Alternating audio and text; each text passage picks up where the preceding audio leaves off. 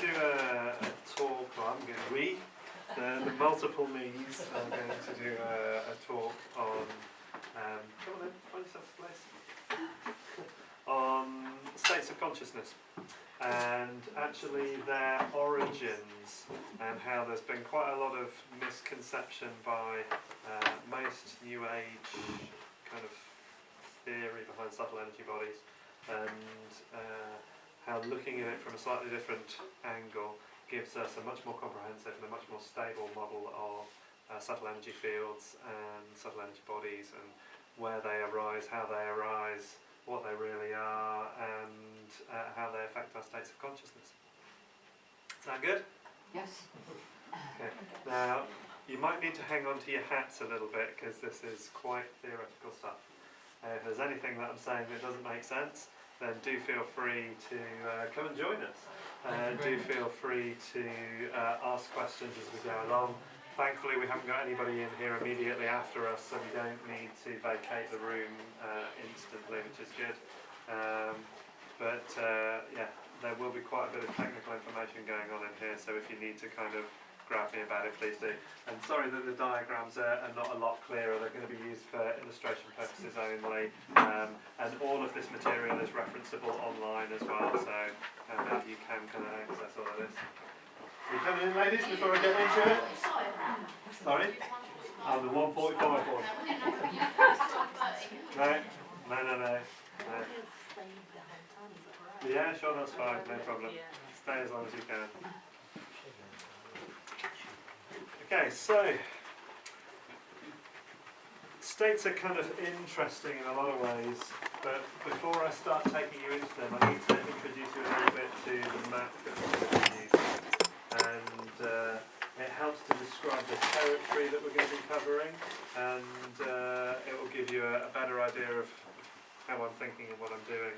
And all of this work is inspired by a guy called Ken Wilber, who is an integral theorist. He writes about some very interesting stuff, and has been actually almost as long as I've been alive. He published his first work in 1976, so and was revolutionary, and he was only 26 when he published that. So he's I refer to him lovingly as a bit of a Mekon brain, because he can just think about stuff in ways that not a lot of others can. Come on in, it's okay. There are some down the back here, no, that's fine. So integral theory looks at the world from a particular map, which is called the AQUAL, or all-quadrant, all-level map, and some very simple versions of that are here on the kind of board. Now, one of the most important things you need to understand about integral is that in any situation that arises in your life, there are always 4 quadrants to it. And this is the very smallest thing. Come on in, it's alright, don't worry. It's the very smallest thing that you can break any occasion down into. And every occasion has individual and collective aspects to it. Every occasion has subjective and objective aspects to it. Do you want to? Yeah, come on. Yeah, that's fine. Sorry. Don't worry, I don't mind. Now these are very simply broken down then into an upper left, an upper right, a lower left and a lower right. With our upper left being our individual subjective. This is our mind.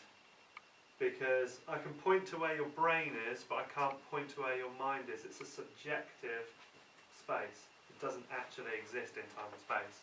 Whereas your individual objective, your body up in the upper right here, we can point to that in time and space. We can point to your brain, we can point to your liver, we can point to your lungs. But we can't point to where your mind is. It may think that it's seated in the brain, but it isn't necessarily. We also have a subjective collective in the lower left. These are our belief systems. This is our cultural worldview. So the difference of having a cultural worldview that's set in rural farming Shropshire as opposed to inner city London, as opposed to high-rise Brazil or wherever.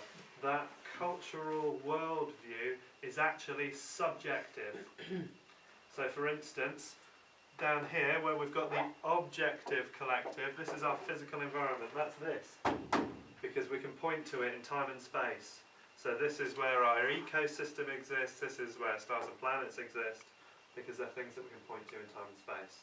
Our cultural worldview we can't point to, it's subjective. And an easy example of that is on a deck of cards. If we look at them objectively, we can talk about what shape they are, we can talk about what colour they are, we can talk about the design on them, how much they weigh. But nowhere written on the cards is the instructions for how to play, because that is a subjective cultural piece of information. If you aren't in the gang, you don't know how to play the game, so you can't use the tool. So it's very important that we have this understanding of subjective and objective. And at any point in your day, all of those things are always present. You can't reduce to any less than those four basics. Because your mind can't go anywhere without your body, and it will be in an environment physically that will have a cultural worldview that predominates within it. Just as all of you guys, your worldviews will be within 2 or 3 steps of each other. All make sense so far? Yes. Either I'm about to have the sleepiest class ever, or you're absolutely riveted. Okay, so now within each of these quadrants there are 4 other elements. Okay, it's not basic math. We have lines of development, and a single example we've given here in the upper left and in the upper right. Now, upper right objective, this is physical stuff, so we're looking at atoms, molecules, simple cells, complex cells, the development of like nervous systems, reptilian brain systems, limbic systems, neocortex, triune brain, that's kind of horses and upwards, and then complex neocortex, which is where we are, and further. So that's an external, we can point to all of those bits, they're easy enough.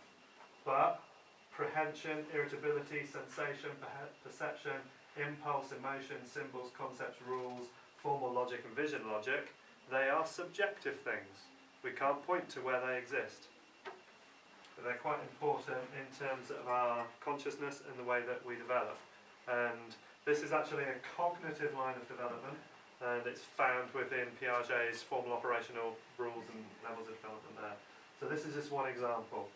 Now, this upper left quadrant, for instance, there are over 20 individual lines that stem from this, and that includes things like your morals, your values, your musical ability, your cooking ability. They're all subjective, individual, internal things that exist up there. But like all integral things, you'll find a correlate in all of the others as well. So they all link in together, they're never separate, all happening simultaneously. Okay? So we have lines of development, we have levels, there's 3 elements now, quadrants, lines, levels. Okay, so there's 2 others, there's states, which we're going to look at here. So these are our states of consciousness. What state of consciousness do you think you're in now? Learning. No? Learning? Well, yeah, sure, I hope so. That'd be a good one. This is gross waking state. None of you are asleep, are you? Yeah. Okay. So gross waking state. We'll build on the others as we go along. And then there's something called types as well, which once you've got your lines, level, states and quadrants in place, the whole experience can be changed by your typology. So obvious ones, there are those of you who are more predominantly masculine, more predominantly feminine. There are those of you who are more predominantly introvert, more predominantly extrovert. Those are typologies. But you could also go through and look at zodiac types, 5-element types, Ayurvedic types. You know, there's kind of almost an endless stream of stuff like that. Now, one of the things about states of consciousness is that they're temporary. They don't hang about. Now, levels of development here, they are permanent acquisitions. Unless there is some kind of trauma, you don't get to having concepts and rules and formal operational logic until you've got sensations, perceptions and impulses. It physically can't be done. And the same goes for every level of development. They build on each other, and in fact they nest within each other, because as one level moves into the next level, it takes all the useful stuff from the previous level, drops the rest and moves on to a higher level. So we get these nested, what we call holarchies, because you can't get away from having all of these bits together, and so they're always together, they're a holarchy. And it may be a partial one, like, you know, something might not be complete within a system, but it's complete within itself. So for instance, whole atoms make up whole molecules, make up whole cells, make up whole organisms. There's no, each one of those things is whole within itself, but it's part of something else. Make sense so far? Okay. So, but they're all permanent developing acquisitions. States are temporary. And the easiest way of looking at that is the fact that you're not always in this gross waking state, are you? Sometimes you're in a subtle dreaming space, a sleeping space. Sometimes you're in causal dreamless sleep. And states come in a variety of forms as well. And they represent quite a vast array of experiences for us. And we're going to try not to limit them too much, but I just want to try, because essentially I've got two levels of talk for you here today. We're going to go through the basics first, and if you're kind of still riding alright with me, we'll go into some of the deeper stuff to understand it a little bit more. But states are temporary, they're fleeting aspects of phenomena, and they're classed as phenomena because they don't just relate to individuals, and it actually makes room for there to be states of phenomena in all four of our quadrants, whichever way we use it. But we're mainly going to be looking at this upper left and upper right aspect because we're dealing with you, the individual. Now, states can be understood as any specific and temporary felt aspect of experience available in your immediate awareness. That means anything that's going on could be a state. And because they do arise in all quadrants, we get variations within them. Now in the upper left, we get waking, dreaming, dreamless sleep, flow states, near-death experiences, meditative states, and moment-to-moment emotional states. They're all different types of states. In the lower left, we get shared emotions that might be shared between, say, a mother and a child, shared emotions between people at an event, such as a rock concert, or between two friends or partners, or in larger groups or cultural states, such as mob mentality, mass hysteria, groupthink, patriotism, that kind of stuff. They're still states. Temporarily we can be in and out of them. In our upper right quadrant here, there can be an endless variety of physiological states, such as brain states. So this is where you've got your alpha, beta, theta states, because they don't happen subjectively, they happen objectively. They can be measured by a machine. We've only got to stick a monitor onto you, and we can monitor where your brain waves are. But we can't necessarily monitor in the same way your ability at formal logic without taking it outside of the cell. Now, so brain states, hormonal states, behavioural states all exist up here. In the lower right, we've got states of systems, so weather states, states of the economy, state of like a conflict between two countries, and ecological states, predator and prey relationships, and how, say, watersheds are affecting life around there. So there are states in every section. Now, in the upper left, we've got phenomenal states of mind, non-ordinary and altered states of mind, and natural states of mind. And they have a few general principles that go with them. They're all temporary.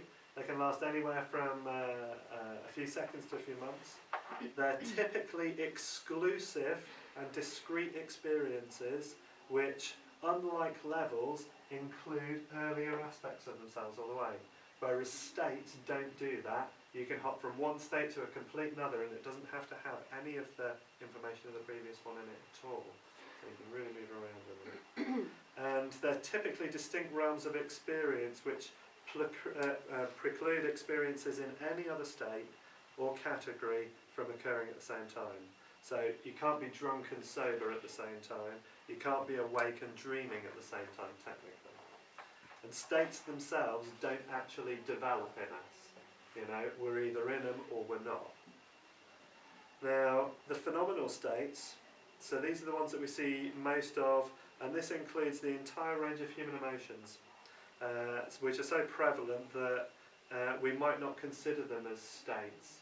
But actually, if you do any voice dialogue work and you speak to any of the emotions as voices, you can move in and out of them as rapidly as you can any other state.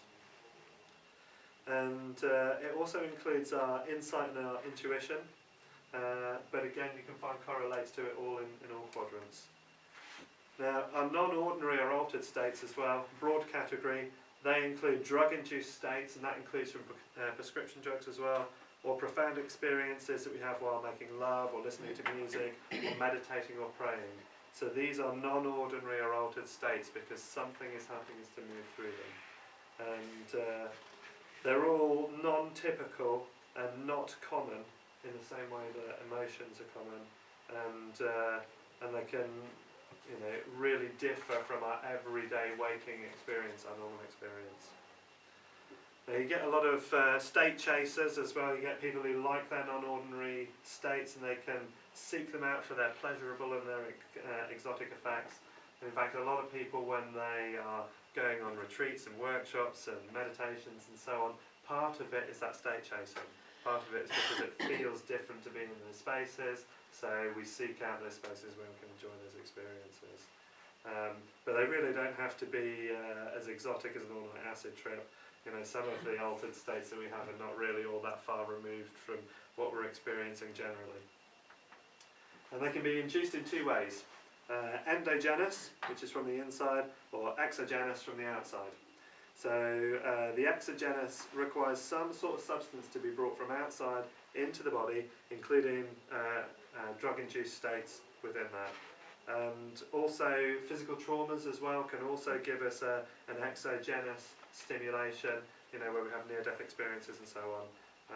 And also brainwave entrainment technologies, so the glasses that you can put on or the things that you can listen to, technically they're exogenous because they're something from the outside changing the way your brain works. So the endogenous states don't require any external stimulus, but they're brought about by us in a sort of a self-created or a cultivated way, and this is typically where all of your meditative states are. So you're self-inducing those to happen. And also you can get holotropic states as well, which are developed by breathing patterns. So sometimes you have the really rapid breathing to allow that kind of change to happen in the body. And lucid dreaming is another example of a kind of an endogenous state as well, where we're deliberately starting to take the mind through into particular parts of our brains. And many of the states that we experience can be induced either endogenously or exogenously. It doesn't have to be one or the other. So we can move through states quite easily. Now the natural states, which are the broader ordinary states that we work with, these are the most fundamental and the easiest to recognise. And these are waking, dreaming and dreamless sleep. Now, dreaming and dreamless sleep are as equally real as waking when they arise, because they disclose very specific types of phenomena to each other that can't be experienced properly in any other state. So gross waking state is defined by the presence of your ego, and you're in the waking state when you experience objects in the gross realm, such as trees, rocks, other people. Right now, hopefully, you're still all gross waking. You all with it still? Yeah. And you know that you're in a dream state when you experience sort of subtle and luminous versions of your ego, where emotions and thoughts become vivid images, and your body and self are no longer bound by the laws of the waking realm. So, for instance, you can fly in your dream. And you're in a dream state as well when you experience images, visions, luminosities, or visualization exercises, meditations with form. That is taking you through into a dreaming state, subtle dreaming state, technically. And in the state of dreamless sleep, it's actually difficult for us to describe because most of us can't enter into dreamless sleep with waking awareness. And it's a really formless realm where thoughts and images have dropped away, and there's a vast, empty, infinite expanse that's beyond the individual I or the small self.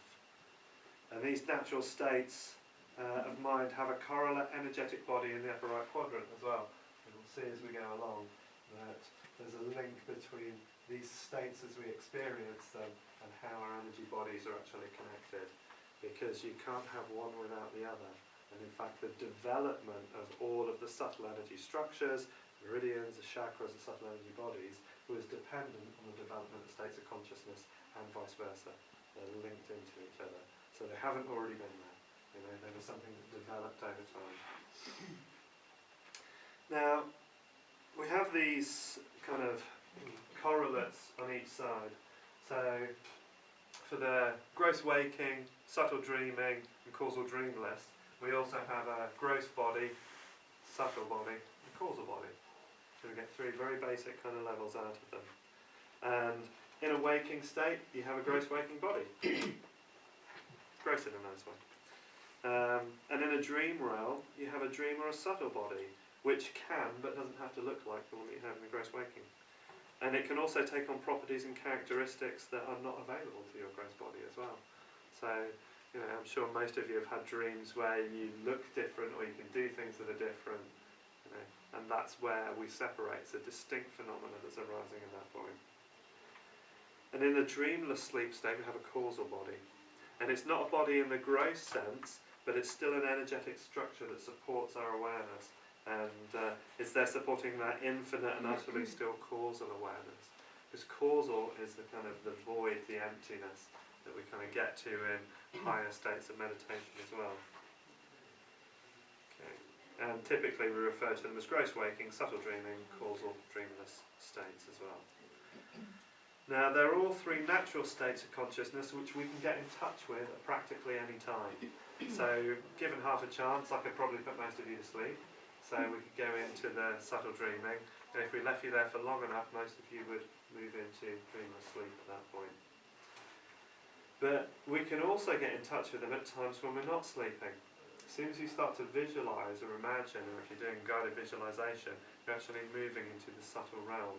But you're doing it with a sense of wakefulness, which is an earned capacity to be awake or conscious as you move into different states. Okay? Now, it doesn't sound like it's rocket science, sounds like it's pretty obvious, but it's actually not pretty obvious. And this is part of what we're doing with meditation as a practice, is we're actually trying to permanently acquire our ability to access any of the deeper states. So, highest of those being the non-dual, but we'll come back to that in a bit.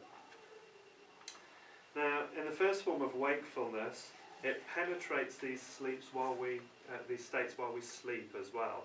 So that lucid dreaming, for instance, we're much more aware of our dreams, so that we can adjust them, change them, do things with them, because in that subtle energy state, in that subtle body, that's where we're actually being able to be conscious, rather than just being unconscious.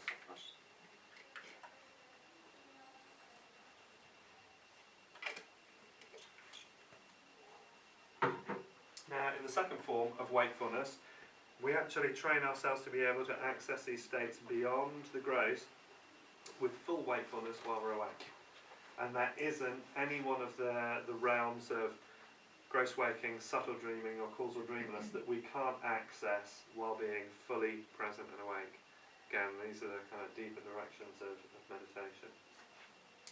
And even the non-dual states, which are the ones that allow form and formlessness to take place simultaneously, we can access them then. In fact, it wouldn't take 5 minutes to get you all there. I'm not sure how long it would take to get you back. So we can typically say that there are 3 or 4 or 5 natural states. Now the 3 model version, gross, subtle and causal, that's easy. Now in the 5 stage version, we have gross, subtle, causal, witness and non-dual. So you often hear people who practice mindfulness talking about the witness mind. So they're actually just observing things around them, trying not to get engaged with them, trying not to get caught up with them.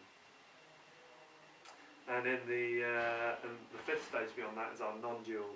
So this is where there isn't the dreaming or the dreamless. They simultaneously arise together, emptiness and form all at the same time. Which seems like a bit of an odd one to do until you've experienced it. And once you have, it's very obvious that it does take place. Now in a 4-state version, what we do is we tack witness into part of the causal. So we just go gross, subtle, causal, with a witness, and non-dual. Okay. So witness and non-dual states are actually ever present. They don't go away, they're always with us. And the witness state, or just witnessing, is the capacity to observe, witness, or see phenomena arising in other states. So we could see things taking place in a gross physical, subtle causal, dreaming and causal dreamless. And it has the capacity to hold unbroken attention in the gross state, to witness the entire relative world of form arise as an object viewed by the pure witness. So there's still duality, witness, object.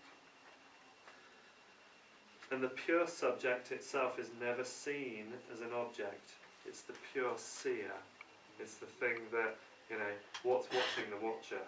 Who's watching from the back of it all? And the more you practice with your own meditation practices, you'll see that you can almost just sit back and watch yourself being in that space. The object watches you. Well, ultimately there is no subject or object, because there's no separation between one or the other. If the object's watching me, there's still duality. Yeah. So this non-dual sort of state is the suchness or isness of reality right now. You may not consider there to be a non-dual state existing around you, but it is. There's form and formlessness simultaneously. And this is also kind of heaven and earth, relative and absolute, but having them present together at the same time. And when witnesses dissolve away and the pure seer and all that is seen become not separate and not two, the non-duality of absolute emptiness and relative form, the luminous identity of unqualifiable spirit and all its manifestations appear as a play of radiant, natural, spontaneous and present love. Beautifully written by Ken Wilber. But we don't need to worry so much about those kind of deeper states for the minute. What we're going to look at as well, where's it hiding? It's up here, is how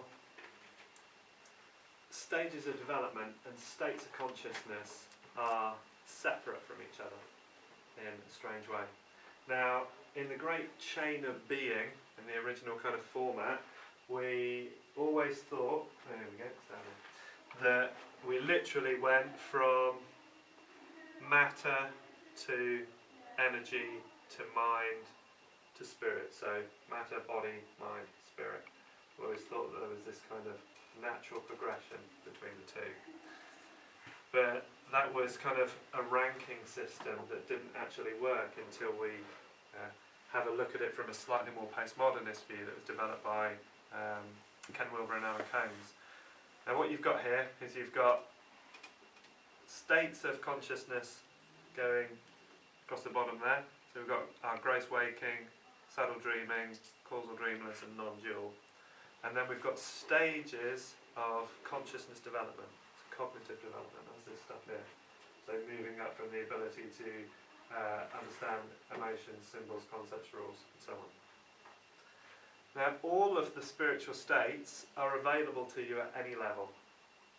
So even a baby can enter into gross waking, subtle dreaming, causal dreamless sleep. There's nothing mystical about it whatsoever, unfortunately. And even the non-dual stages, you can have peak experiences that will take you in there. And it doesn't matter whether or not you're well evolved or not. And these stages of consciousness are individual to that. But what we will do is we will interpret any subtle dreaming or causal dreamless or non-dual experience that we have from the stage of development that we're at. So if we've got people who, so for instance, where we've got this kind of magic viewpoint down here, at that stage of development, there's gross egocentrism. People don't care about each other. They just get on and take what they need to do for themselves. But they can still have subtle dreaming, causal dreamless and non-dual experiences. As we move up our stages of development, let's say you get to a rational world viewpoint. This is almost the first point in history.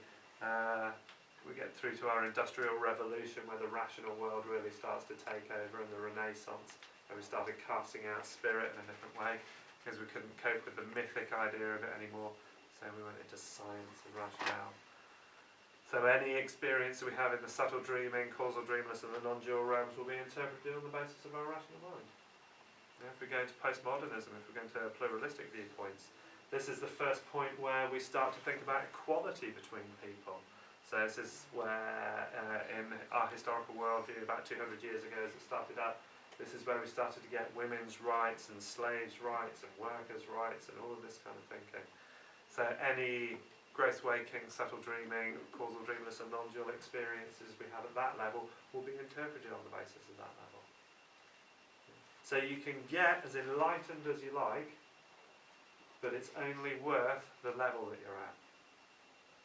And anybody who was enlightened yesterday is not enlightened today, because they need to continue their own stage development to stay at the highest level of what is available in the world at that point. So if we don't keep up with it, then actually our enlightenment is going to be left behind by cognitive development, because there will be people that will have a deeper, a richer, a more encompassing, a more embracing worldview than we will. So, and that's part of the trick of enlightenment, to keep on working at it. Sounds fun, doesn't it? Yeah. Never anything to... Okay, that's good. That's the first bit. That's easy. How long was it for time? Okay. Now, the traditional Great Chain of Being is 5 basic levels. Anamaya kosha, which is the kind of the bottom rung, it's the physical, this is the matter. Pranamaya kosha, this is where the kind of elan vital, this is where energy systems actually start to arise from the body. This is the first point that we start to see energy within the system, really, in a true sense. We've got Manamaya kosha, level of the mind, and then Anandamaya kosha, which is the level of transcendent bliss or causal spirit. And in Vedanta they actually add 2 other layers onto the top of that. Turiya, which is the transcendental ever-present self, this is the witness. And then there's Turiya Tita, which is the non-dual, ever-present, unqualifiable spirit as such. But we'll keep it down for now a little bit. Now, one of the problems of the great chain of being, this original idea here that matter turns to life, to mind, and so on. Matter, body, mind, spirit. It suffers from one big problem, and that is the fact that it makes matter the bottom rung of the ladder. And in our integral model, we know that there is both an external and an internal part to it. So even basic atoms, the quarks and electrons, they all have relational energy between them. They all show perception. So there's a connection between them, whatever. So we know there is some kind of subjectivity as well as the objectivity of what we observe with them. But only when we take this idea of matter being the bottom rung and we change it to being the external part of the system, so body, mind, soul, spirit as an internal subjective idea, and then matter is the external structure of all of those. So for instance, when people are being researched for meditation, they're often having electrodes put on their head and they're measuring brainwave states. And so what you get is this idea that meditation is nothing more than a sustained alpha rhythm or a sustained theta rhythm in the brain. But actually, subjectively, what's going on inside the practitioner's head is nothing like objectively what's going on in their brain. So all that it is a correlate of the other. So when I go to that meditation state, subjectively inside my mind, you get a correlation in the brain itself to say that's one of the things that it's doing. There's a link between the two. And that's the way with all of these subtle energy structures. You've got the state side of it, but then there's a physical structure that supports it as well. So you're subjective, you're objective. In the mind, in the body. Now, the other problem that we have is that the early kind of great chain of being doesn't take into account any kind of cultural contextualism, i.e. belief systems. So a lot of what we thought about our early energy systems are actually culturally ingrained belief systems. And if you go to different cultures around the world, there isn't one standardised model of how subtle energy systems should be, because their belief systems, their perception is variable. And yet you do, almost everywhere, find a version of the great chain of being. It's matter to body to mind to spirit. So we know that we have an external and an internal aspect of that. It doesn't mean that there's no cross-cultural truth or universals that go on. It just means that our identification of them is much more complex, and we can't use speculative metaphysics to kind of decide what a subtle energy structure is. We actually have to look at objectively what we're aware of and subjectively what we're experiencing. Two different things.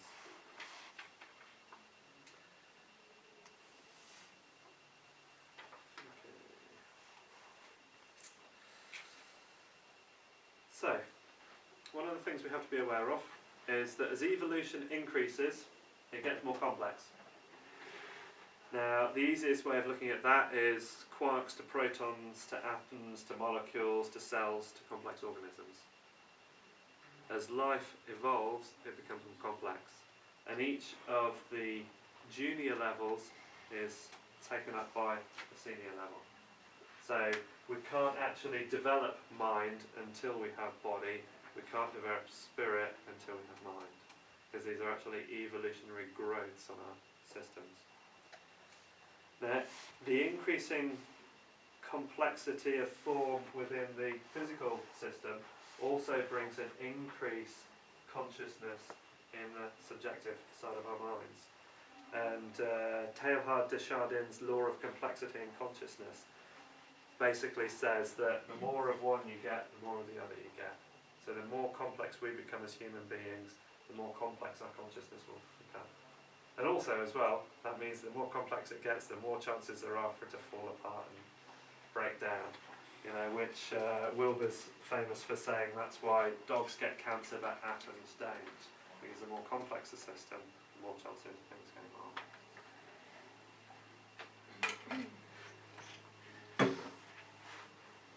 So, with increasing complexity of gross form, there's also an increasing complexity of subtle energy as well.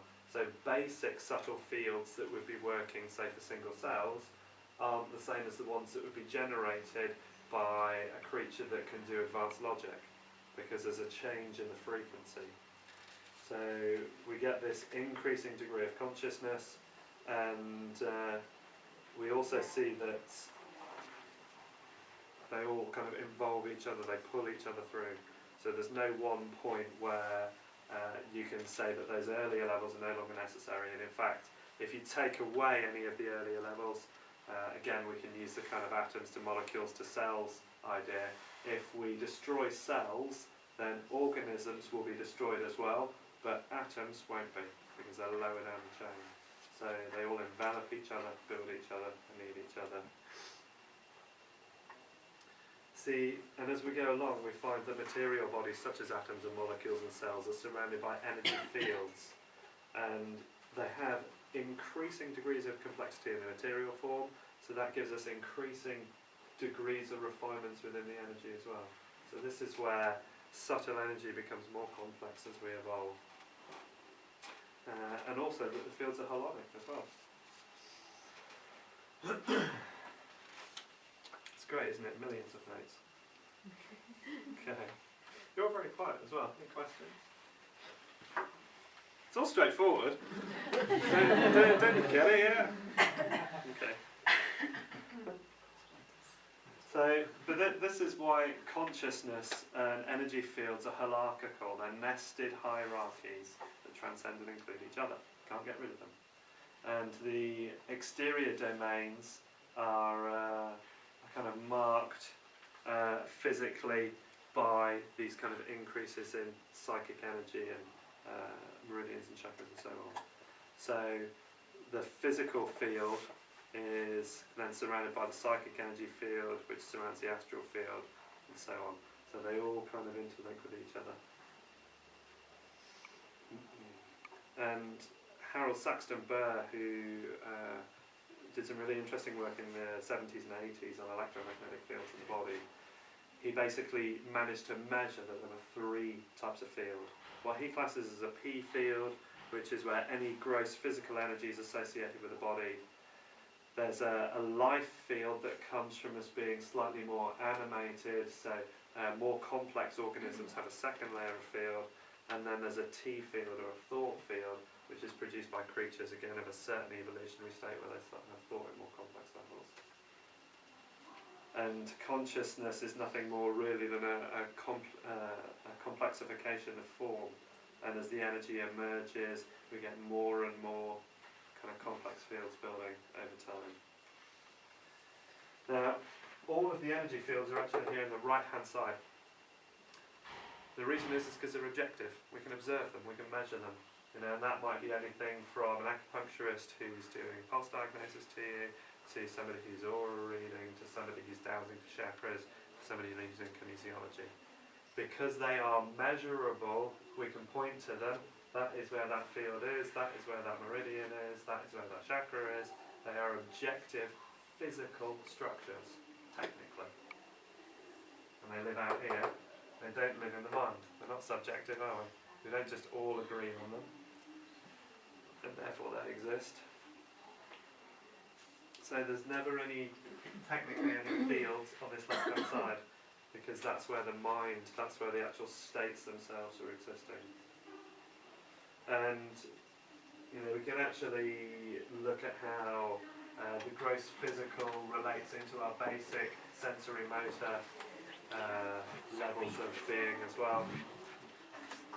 We've got our etheric field links into kind of our second basic cell systems.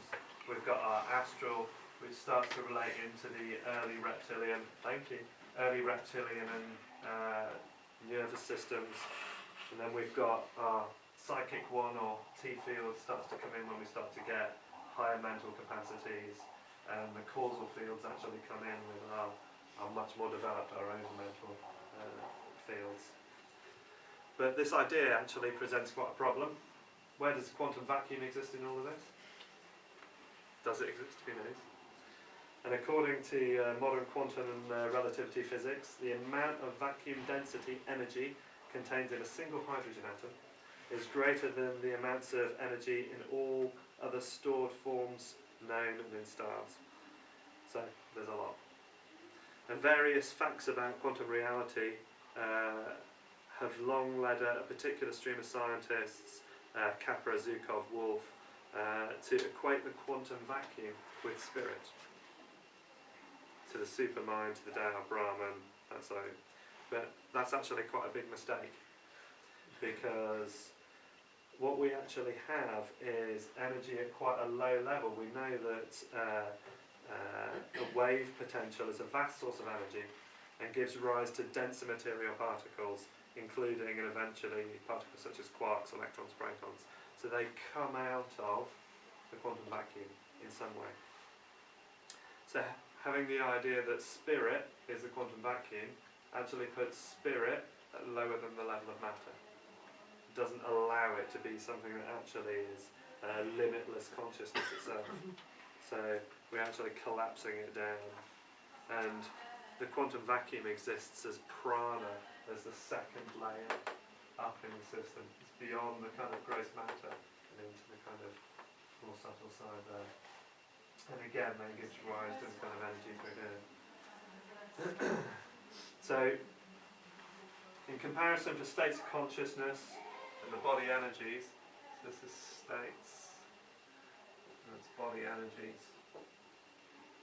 We have our deep or formless energy here, and that's linked into the causal body. We have dreaming, that links into the subtle body.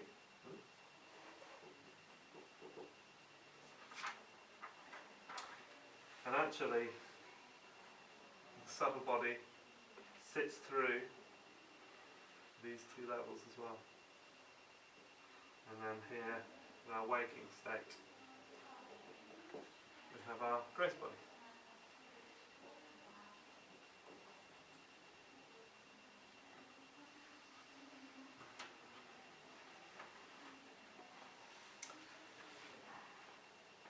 So within the gross body, we're always actually aware of our gross physical sensations. We can see rocks, trees, rivers, towns, cars, planets, all of the stuff that's objectively present.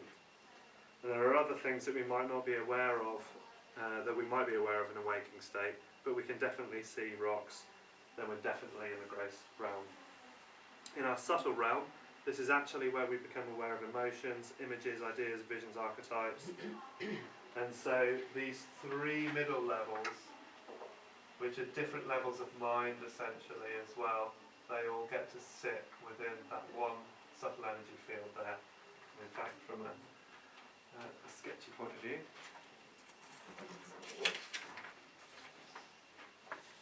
what we get to have is that this first two levels here, that all relates into the gross. And then, although we have chord up to here, and then come back to the cortex here. So we have layers that allow us to be etheric, astral, and psychic. So they have causal is then right up here. And these correlates actually sit with the same mental developments over here. So these are where we start getting into the ability to access a different set of bodies. So babies, although they can get into causal dreamless sleep, it's only because they're technically born at complex neocortex level.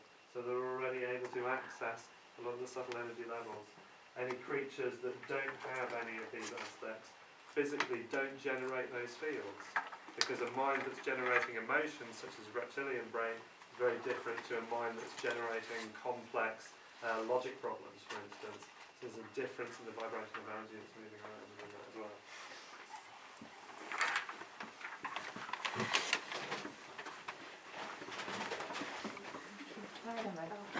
Yeah, I don't blame you for running off. We're not going to go on for much longer anyway. That's okay, thank you. That's alright.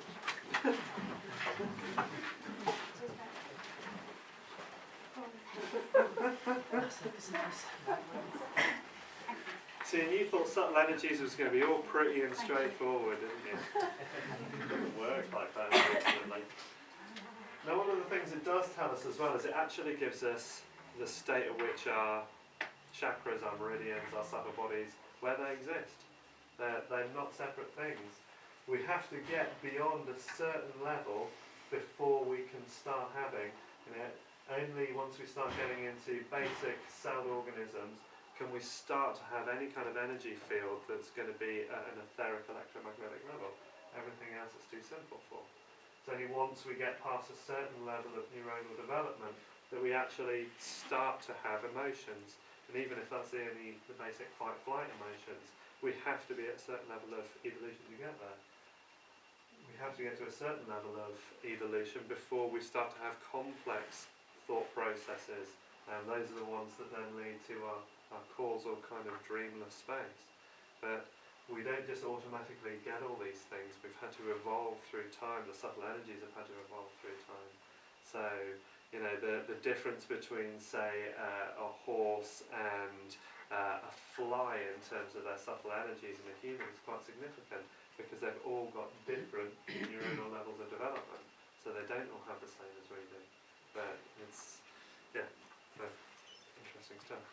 But we've got all of those capacities present, and they can be acquired as more permanent states as well. So you spend enough time practicing on entering into a subtle dream state, you'll be able to do it with wakefulness that allows you to actually hold it as a permanent acquisition, so that you can constantly see into those energetic levels.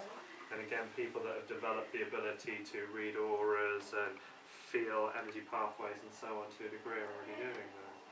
When we can go into that causal witness state and actually be able to observe only and be mindless with all of the things that are going on around us, take that to a permanent level of acquisition, and it changes and evolves the brain even further, increases the way that subtle energy is flowing. And again, to go to non-dual, to go beyond that, and takes us to a point where we've got access to all of those capacities all of the time as well. Well done for those of you that hung on. pretty heavy subject, really. But at the Centre of Integral Health, this is part of how we use our understanding of integral theory, is to be able to look at you and your health and your well-being from all of these levels, understanding and working out where you are and what's holding you back, what's allowing you to move forward, and finding approaches that do that. How do you actually do that then? How do you... Personally, I use kinesiology. So I do muscle testing to work out what strategies of intervention are appropriate to help shift things for people. But it comes because I'm holding all of this awareness at the same time. And there's quite a lot to integral theory in a lot of ways, but to be able to spot where people are out of sync with themselves, and it might be that it's an upper left mind issue, an upper right body issue, a lower left relationship issue, a lower right environment issue. It could be aspects of all of those, because you can't have something show up in one quadrant without it having an effect on all of the others. And that's very simple as well. If we change your neurochemistry, for instance, let's say we give you some kind of medication, that will change the state of mind, which will change the way you relate into your cultural system, which will change the way you interact with your environment as well. So, with integral, we're actually looking for which way we start. How do we do it? Because you can influence all of the other systems of the body just by knowing where to start. Where to start. Yeah, and kinesiology makes a good tool for that. But the theory gives us a lot more solid ground. There's a full presentation of this idea as well on either kenwilber.com or integrallife.com, and it's called Extract G. Is the name of the piece of work, which is towards a comprehensive theory of subtle energies, and Ken's looked at some very solid research on chakras and meridians and so on, and interestingly, just this week has been seen endorsing Donna Eden's energy medicine as well, and Ken sees it as quite an integral process to work in that way, so that was quite interesting to see. Okay. Any other questions? Anybody's brain not blown?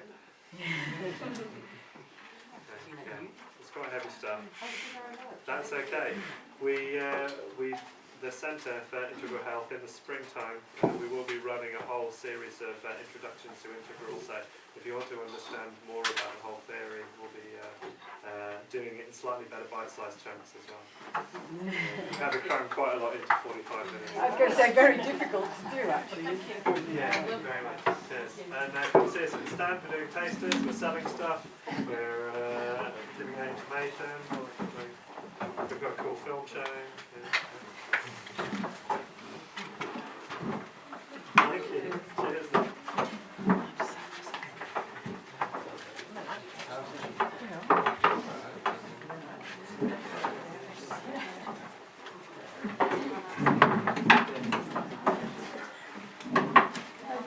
That's okay, no problem. It's an interesting way of looking at technologies. I was so pleased to see that Ken and Donna were there. Yeah, it's sweet, isn't it? Yeah. They're like, oh, we saw each other 20 years ago. Remember? He's like, yeah. Have you seen that film yet about transcendence? Yes, I have, with Johnny Depp. I have my cup of water and maybe goes up through it my face and it's more of this. I'm at the interview in 30 years time. Yeah, sure. Yeah, Alex went for a reading to see how she was getting on. She said, oh, I think Wednesday might be a bit heavy. It's been written about for quite a while, and I do think there's a very good possibility of. I think there's a lot of people working on it as well. The amount of data we already digitised. Lucy. Just thought, I can't get the ending. There's a little droplet went on the flower and I thought, because the computer's been destroyed, there's virus in it. We struggle. Sometimes when she's so weak, you're just not getting moisture in your mouth. It's doing it. It is Like something. that. Oh my god, that's intense. Wow. It's like, I like too much. Yeah, pleasure, thank you.